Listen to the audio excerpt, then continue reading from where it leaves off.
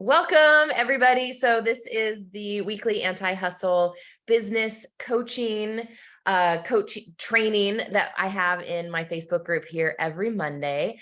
And today we're talking about how to create your own pinch me life. So if you've been following me for any amount of time, you know that I have just really created such a dreamy life, and things have definitely not gone to plan.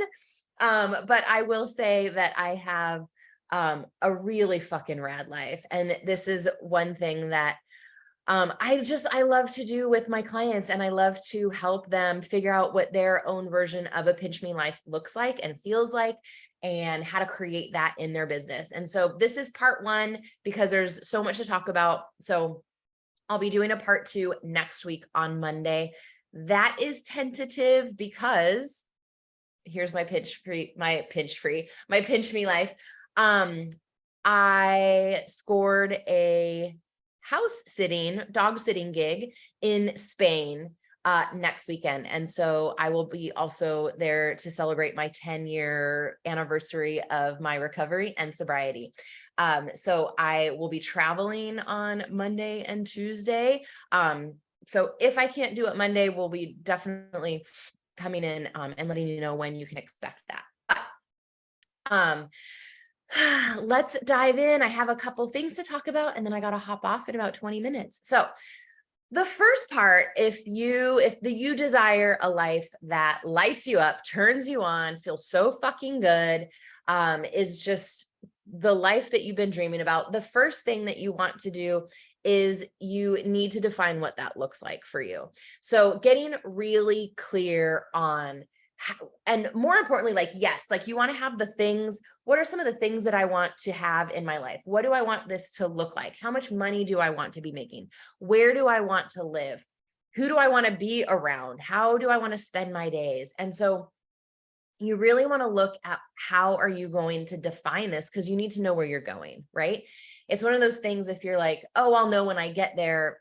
And also, if we're doing any sort of manifestation work or any sort of visioning work, you also want to have an idea, and you want to have the vision, and you want to see this in your head, and you also want to feel it in your body. And so if you don't have these things specifically written down, and things that you can meditate on, and pictures that you can put up, or maybe have it on like a screen on your phone, or do a vision board or whatever, it's going to be hard for you to really see what it is that you want and what you're working towards. And the reminder every day of like why you're going to work, why you're building this business, why you are choosing to make new decisions. Maybe you're not spending your money on takeout anymore. You're trying to get out of debt so that you can move, all of these things, right?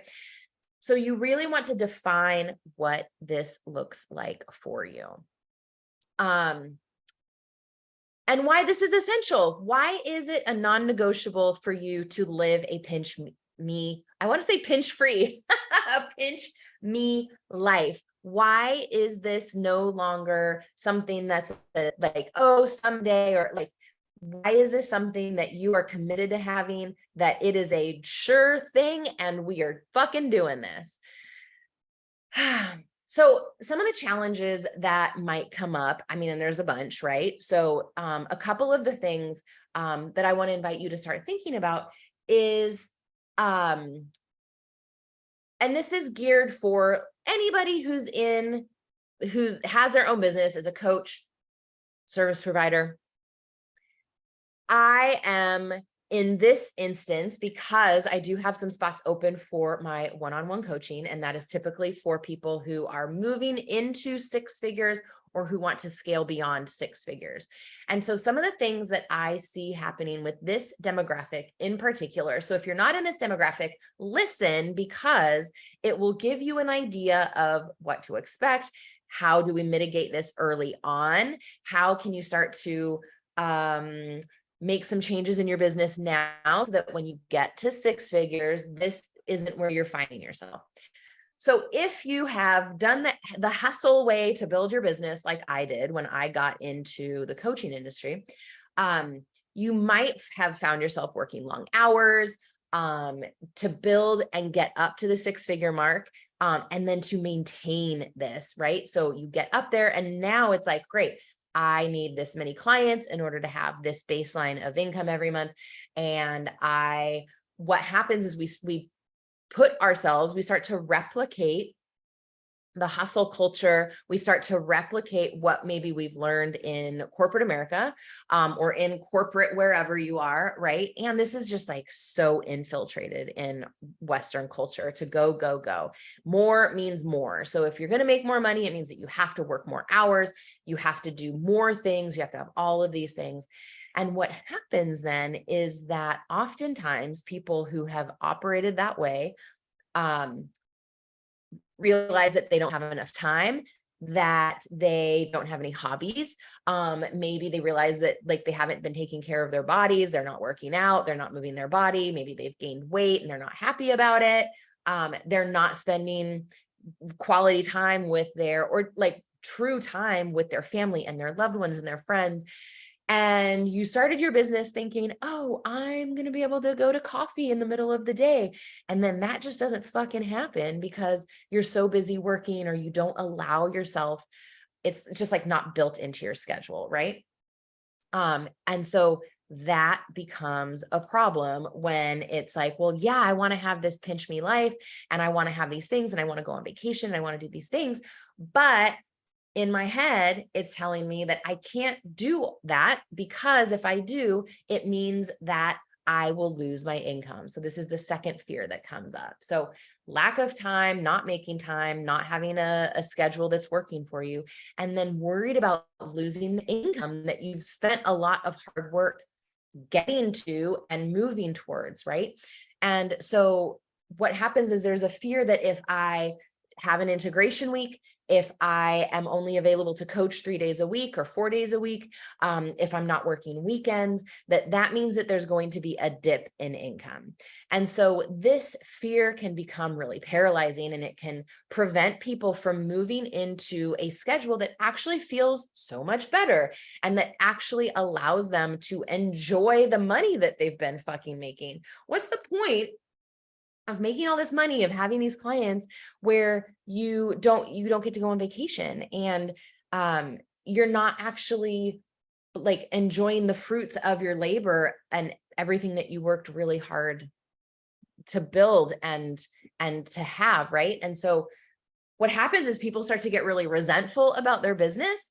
They start to get resentful about their clients, and they get burnt out. They don't want to do what they're so fucking good at doing anymore because they just haven't, they haven't built or designed their life, right? So they become chained to their businesses. And so that's a lot of the work that I do with my clients who are in the upper level of the mastermind and who are in my one-on-one coaching program container. We really work on how can we maintain your income, first of all, and what that would look like. How do we create different levels of service that make sense for your clients, and for your business model? And how can we get you your time back? So there's mindset shifts that have to happen, of course. And there is a lot. I feel like the clients that I'm working with in the expansion pod of the mastermind and in one-on-one are really, they finally understand that our work isn't around strategy. It's like refining their programs and like refining and like fine-tuning things, but we're not like overhauling our whole business, right? It is about shifting your mindset and really allowing yourself to relax and rest and incorporate more pleasure and play into your business. And it is also about really prioritizing your self-care, that it's not optional. This is to hold and run a bigger business. It is no longer an option to take care of yourself. It's not a luxury. To set time aside to go to the gym, or it is a must. it becomes a must, because if your nervous system isn't regulated, if you are not feeling confident, if you are not sleeping well and you're not eating well, that is going to bleed out into literally everything, right? And so taking time to take care of yourself, whatever that looks like, right? For me, it's going to the gym. And I'm lucky enough that here in Italy, the spa is connected to the gym. So I have Monday through Friday gym time, spa time. I ride my bike. I make sure that the food that I'm eating is, I count my macros, right? And so like I make sure that I'm eating enough, that I'm drinking enough water. I track the water, right? It's because this just isn't, I'm running a high level business. I have a team. I have lots of programs running at one time. I have lots of clients and their bigger businesses to hold. So I have to model that for my clients so that I can walk my talk, right? And so that I can help my clients step into that kind of business for themselves. So really starting to challenge the belief that constant work and hustle are the only paths to success. Because if you need to find evidence, let me be your evidence. Let my clients be your evidence. Figure out who we're, some of my clients are quite vocal that we're working together. But there are examples and evidence that it is totally possible to build a business without the hustle and the grind and the constant just like churning through clients and doing all of these things, right? So really you have to believe that this is available for you, first of all, too, right? Like you have to believe that what the kind of business that you desire is actually possible. And so that's a huge mindset shift that has to take place. The other piece here too is letting go of perfectionism. You have to delegate. So once you are at making 5K a month, like moving into those bigger numbers, it is time to hire a team. So whether that is just a VA to do some of the like admin stuff that you don't need to be involved with, or maybe like some onboarding, that might be a monthly retainer, or it might be project based, right? But really transitioning, there is a time and a place to DIY. When you don't have the money coming in, when you're not making a profit, you usually have more time than money, right? So you can do these things. But once you hit a certain threshold and you realize, I just don't have the bandwidth, maybe your client experience is being compromised, right? Because you're doing all of this stuff in the back end. Maybe you're not creating content the way that you want to be creating content, or you're not relaxing the way that you need to be relaxing. It is time to hire somebody. So really start to do that work around, and it does take mindset work, because you're handing over your baby, you're handing over the thing that you've been working on for so hard. And it is really easy to bake in the belief that if you want something done right, you got to do it yourself. And I'm the only one who can do this. I'm the only one who knows how to do this. I have a system. Maybe you don't have a system and you don't want to bring people in because you don't have any fucking systems. That is a whole other story. You're handing over passwords. You are trusting somebody else to run that part of your business in the way that you would like, right? Here, like newsflash, we usually hire people who know how to do things better than us. I hired my business manager because she knows how to do things better than I do.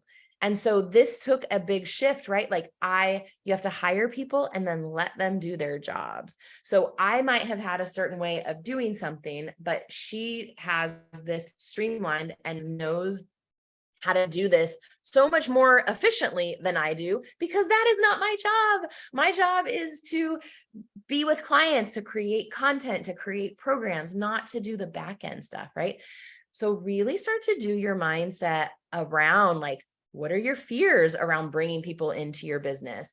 What makes you excited about having somebody take that part of your business off your plate? So, again, like this is the work that I'm doing with my higher level clients and helping them outsource tasks, trust others, the hiring process, figuring out where they can find some of the VAs, because it's a whole process, right? And then like how to let them go if it doesn't work. There's lots of stuff to consider. So the third one before I have to hop off is setting boundaries.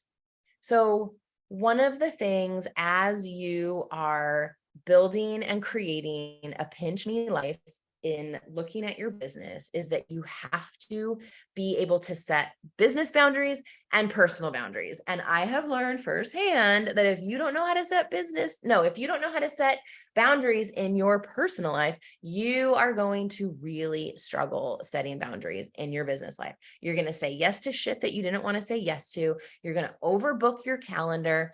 You're going to for sure feel resentful. And so some of the ways that you can start to set boundaries in your business, no matter where you are in income level, right, is you want to make sure that you have clear work hours.